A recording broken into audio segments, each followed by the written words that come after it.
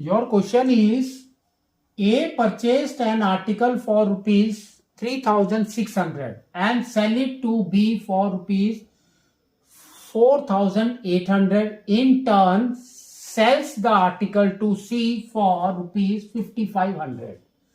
If the sale tax under VAT is 10%, find the VAT levied on A and B. ठीक है, तो इसको समझो।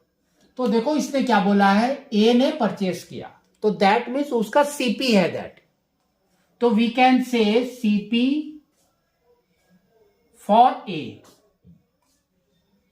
That is rupees 3,600।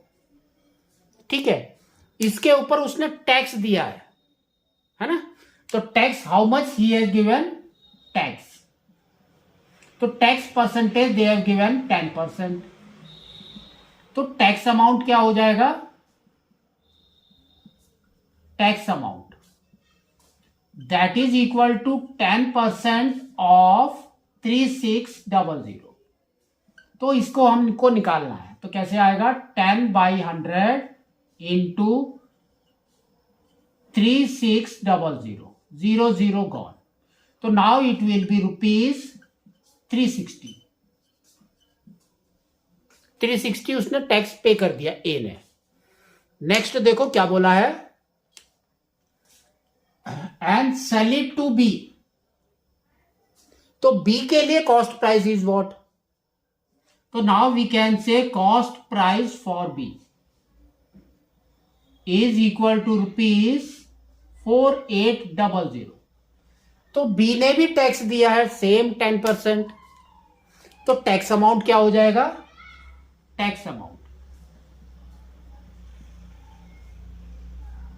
Is equal to 10/100 into 4,800, 0 gone, तो that is nothing but rupees 480। ठीक है, तो ये हो गया कॉस्ट प्राइस फॉर बी वाला। अब देखो बी ने भी सी को सेल कर दिया, तो कॉस्ट प्राइस ऑफ सी निकालना है आपको,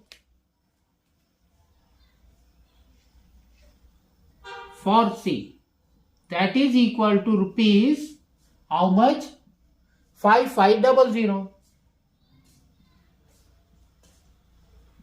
अब सी ने भी टैक्स पे किया है, तो दैट मीन्स टैक्स अमाउंट क्या हो जाएगा, सेम है 10% के हिसाब से,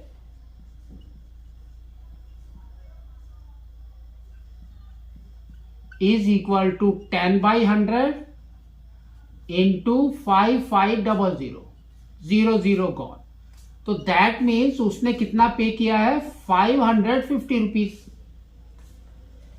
ठीक है, अब आपका क्वेश्चन है find the VAT for A and B.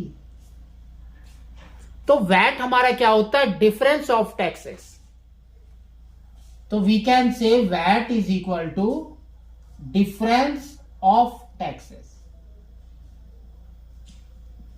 ठीक है, तो देखो एक कितना टैक्स करेगा, वैट देगा, ए VAT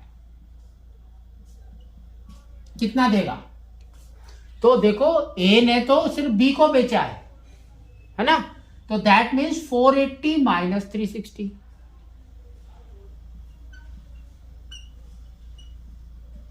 that is equal to 120, है ना, तो ये आपका आ जाएगा रुपीज 120, तो ए वैट देगा रुपीज 120 का। अब बी कितना वैट देगा, क्योंकि बी ने भी बेचा है आगे, तो बी का VAT that is equal to, देखो कितना है, सी ने 550 दिया था, तो 550 माइनस 480, तो ये हो गया 70, तो दैट मीन्स बी वैट देगा रुपीज 70, ए वैट देगा रुपीज 120। तो इस तरह से आपको इसको करना है।